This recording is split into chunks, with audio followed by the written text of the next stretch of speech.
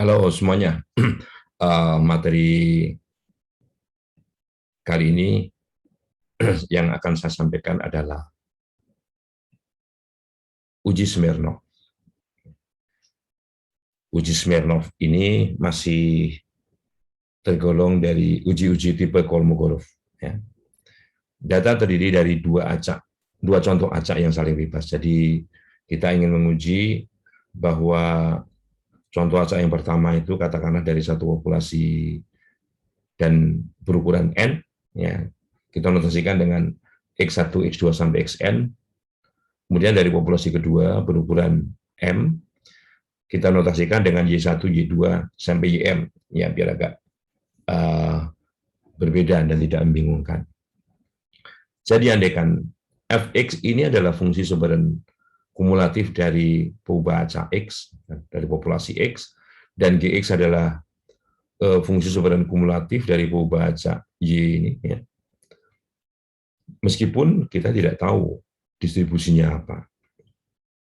Jadi asumsi-asumsi yang diperlukan dalam uji Smirnov ini bahwa contohnya merupakan contoh-contoh yang sifatnya acak, kemudian kedua kelompok contoh tersebut juga bebas mutual, jadi antara X dan Y juga saling bebas, gitu ya. Kemudian skala pengukuran masing-masing sedikitnya ordinal, ordinal, jadi agar bisa diurutkan. Kemudian menghasilkan uji pasti, ya. Untuk menghasilkan uji pasti ini diasumsikan bahwa perubahan acak harus kontinu. Ya. Kalau perubahan acaknya diskrit, maka hasilnya juga masih dikatakan valid, namun lebih konservatif. Oke, tipe-tipe pengujiannya bisa dua arah ataupun satu arah. Ya, mirip seperti uji Kolmogorov, di mana hipotesis nolnya mengatakan kedua distribusi. Kalau yang dua arah, ya, dua distribusi ini sama untuk semua X, untuk seluruh bilangan real. Tandingannya, jika ada sedikitnya satu X saja yang membuat dia tidak sama, maka H0 tidak didukung data tersebut atau bisa dikatakan tidak diterima. Sedang untuk pengujian satu arah masih menggunakan notasi yang sama. Apakah H1-nya lebih besar atau lebih kecil dari yang lain. Jadi Fx lebih besar dari Gx atau Fx lebih kecil dari Gx. Dan hipotesis nolnya menyesuaikan. Ya. Untuk tipe pengujian dua arah, hanya di sini berbedanya dengan uji Kolmogorov, yaitu yang diselisihkan adalah kedua sebaran tersebut, kedua sebaran empiris tersebut, ya, kedua sebaran empirisnya. Jadi S1X dan S2X-nya. Ya. Kalau untuk satu arah menggunakan harga mutlak, kalau untuk dua arah S1X dikurang 2 S2X untuk H1 yang Fx lebih besar, tapi kalau H1 yang Fx lebih kecil dari Gx, kita menggunakan T1 min atau S1X-nya di belakang. Dan tandanya bukan harga mutlak, hanya selisih biasa. Oke. Smirnov juga membuat tabel, di buku ini juga ada tabelnya, tabel Smirnov. Kalau enggak juga bisa dicari di internet, sekarang juga mudah, tabel-tabel statistik itu bisa dengan mudah didapat di internet. Ya. Di sini kita ambil teladan bahwa X-nya itu sampelnya 9 dan Y-nya sampelnya 15. Kita ingin menguji apakah kedua populasi yang sampelnya diambil ini memiliki distribusi yang sama atau tidak. Itu menjadi pokok. Nah, andaikan datanya seperti ini, datanya. Data X-nya, ini data Y-nya, ya. Maka yang perlu kita lakukan adalah hal-hal seperti ini. Ya. Jadi kita menggabung semua data, baik X maupun Y ini menjadi satu. Jadi kalau di sini ada 9 data, di sini 15 data, maka kita gabungkan data itu menjadi 24 data. Kemudian diurutkan dari yang terkecil hingga yang terbesar. Nah, sehingga data itu kalau diurutkan dari yang terkecil hingga yang terbesar, itu bentuknya menjadi seperti ini. Nah, nah, kemudian ini kolom I adalah kolom indeks bilangan ke data keberapa. Ini ranknya menurut, eh, kalau kita urutkan, mungkin ini bisa dikatakan namanya urutannya saja ya, urutan dari yang terkecil ke terbesar, atau rank ke I itu nilainya berapa gitu ya, nilai dari rank ke I. Nah setelah itu kolom berikutnya ini X. X ini mengambil nilai kalau data itu memang berasal dari X. Kalau data itu berasal dari Y, nanti diletakkan di bawah kolom Y.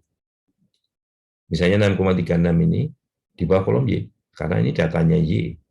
644 di bawah Y. Dan seterusnya. Jadi data ini ditulis ulang apakah di bawah X atau di bawah kolom Y, di bawah kolom X maksudnya, atau di bawah kolom Y, sesuai dengan data tersebut berasal dari sampel populasi yang mana. Ya. Nah, karena ini untuk apa? Karena kita ingin mencari kumulatif frekuensinya. Kumulatif frekuensi baik untuk X maupun Y. Karena kumulatif frekuensi itu kan digunakan untuk menghitung sebaran empiris dari masing-masing sampel yang mewakili populasi tadi. Jadi kalau S1X ini untuk sebaran empiris X, ini sebaran empiris Y, S2X. Ya. Jadi kita hitung. Di sini untuk X-nya belum ada data, jadi masih 0. Begitu ada satu data, di sini 1. Begitu nambah data lagi menjadi 2. Nambah data lagi menjadi 3, dan seterusnya. Kalau nggak ada data di sini, ya nggak ada tambahan. Kan? Demikian juga untuk yang Y. Ya, untuk yang Y ya, prinsipnya begitu. Ini ada 1, tambah 1 lagi jadi 2, nggak ada data lagi. Oke, belum ada data, tambah data lagi, dan seterusnya. Sehingga kalau kita lihat, kumulatif frekuensi untuk, untuk apa namanya, X ini, ya, jadi di sini, ya, sampai 9. Ya. Sedangkan yang terakhir untuk Y harus 15, sesuai dengan data tadi. Ya, sesuai dengan data. Jadi setelah itu, S1X ini, karena banyak datanya, banyak sampelnya X itu 9, ya, semua nilai di sini dibagi 9. 0 bagi 9, 0 bagi 9, 1 bagi 9, 2 bagi 9, 3 bagi 9, gitu. Sedangkan yang di sini per 15.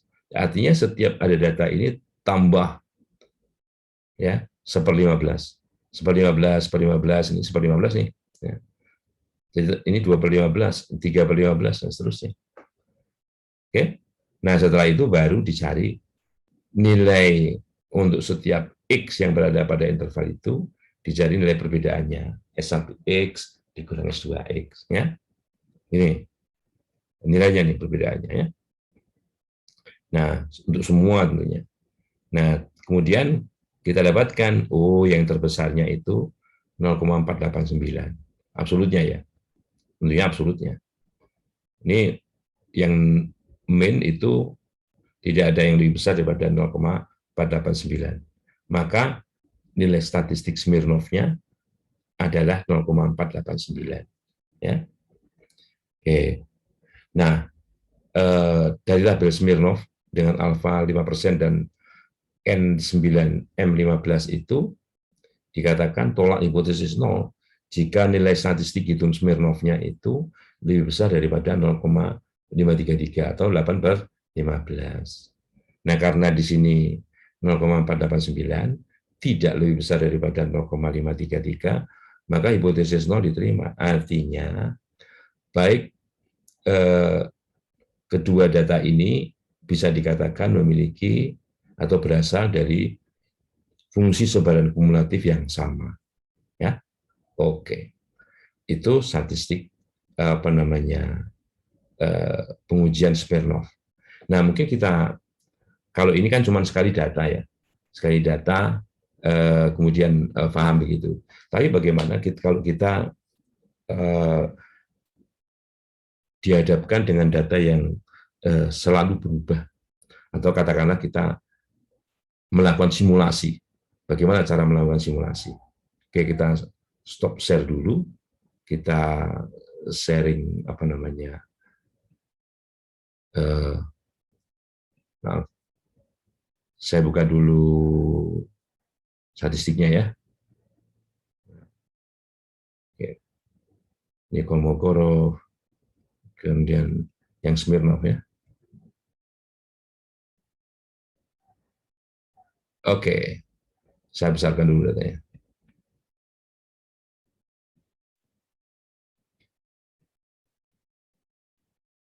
Saya screen share dulu.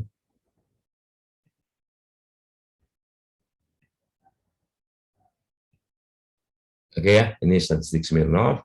Saya besarkan datanya biar nampak jelas. 200%. Nah, oke ya. Ini 1, 2, 3, 4, 5, 6, 7, 8, 9. Ini 10, 11, 12, 13, 14, 15. Nah, seperti tadi, ini seperti tadi.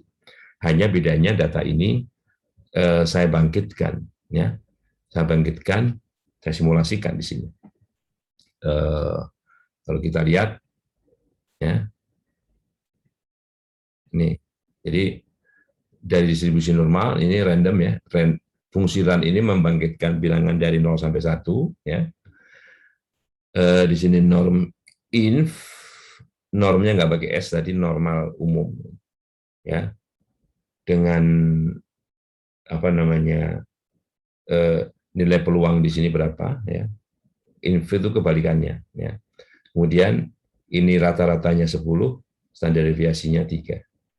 Kemudian dibulatkan 2 desimal ya. Oke, katakanlah gitu ya, nanti bisa dipelajari sendiri. Y-nya juga, tapi Y-nya menggunakan varian yang berbeda. Kalau di sini 3, sini 5. Oke. Oleh karenanya kalau kita letakkan kursor ini pada sel yang kosong, kontrol copy, kontrol V di sini, mereka selalu berubah nilainya ya. Nah, pada prinsipnya datanya begini ya, datanya begini. Oke. Kita buat data ini data gabungan. Ini gabungan ya. Ini data gabungan nih ya. Jadi setiap simulasi datanya persis, tinggal dikopikan aja. Ini data X-nya yang hijau, data Y-nya yang kuning ya. Oke. Kemudian nih ya. Ini datanya kemudian dibuat urutan ya. Buat urutan. Nah, di sini kalau kita lihat dari yang terkecil hingga terbesar di sini ya. Ini menggunakan sama seperti tadi, fungsinya small ya. Fungsinya small. Small gabungan D21. Jadi dari D21 ini yang terkecil berapa? Terkecil pertama, terkecil kedua, terkecil ke dan seterusnya. Nah, setelah itu bagaimana caranya di sini? Oh, di sini kita lihat di sini ya. Jadi tambahan belajar Excel nih ya. Kalau E21 di sini ya, itu sama dengan indeks rank X1. Jadi kita buat dulu. Nah, kalau sama dengan di sini ya, maka nilainya sama dengan E21. Jadi miliknya X. Ya. Kalau enggak di sini blank. Di sini blank ya.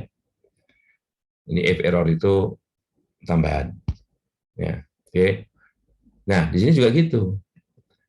Ya. Hanya di sini yang dibaca bukan ranknya yang X, tapi ranknya Y. Rank Y-nya itu yang mana? Ini, ya kan? Kalau 338 itu berada di sini, nah gitu ya, maka nilai di sini itu 3,38. Kalau enggak blank, ya. Jadi salah satu pasti enggak di sini ya, kayak gitu. Makanya ini kalau kita lihat ya, kontrol copy, kontrol, nah kan bisa berubah-ubah itu, ya. Nah jadi gitu. Tapi setelah itu fungsinya jadi lain, ya. Nanti belajar sendiri kenapa menjadi ini fungsinya ya. Nah, bisa buat jadi Kalau G21 itu ini ya, nah, lebih kecil daripada ini, maka nilainya ini. Kalau enggak, E22. Nah, ini kalau error, nanti blank ketemunya. Oke, Oke, intinya sebetulnya saya akan bagian ilmunya ini bagaimana kalau mengerjakannya otomatis tapi manual. Ini manual, tapi otomatis karena kita dibantu oleh Excel. Ya, nah gitu. Untuk selanjutnya seperti tadi, ya. Jadi yang S1X ini karena X-nya ini 9, S1X ini tentunya dibagi dengan count dari ya count dari data X, count dari data X 9. Jadi count rank X ini 9 ya. Gitu. Kalau yang di sini count rank data Y, count rank Y ini ya, sorry. Nah, count rank Y bagi 15 ya. Nah, setelah itu di sini cari selisihnya aja antara J dan K ini, selisihnya berapa. Nah, dari selisih-selisih itu dicarilah di sininya maksimum Smirnov-nya berapa. Oh, 8489. Apakah bisa beda? Nah, kita lihat. Nah, bisa beda, tergantung datanya kan. Oh, data simulasi. Ya. Nah, itu apa namanya? Bagaimana mensimulasikan kalau kita ingin menguji dua sampel itu memiliki fungsi sebaran kumulatif yang sama atau tidak, atau dua sampel itu memiliki sebaran yang sama apa tidak. Oke? Nah, mungkin itu saja yang bisa saya sampaikan. Kita ketemu lain waktu, lain materi. Terima kasih.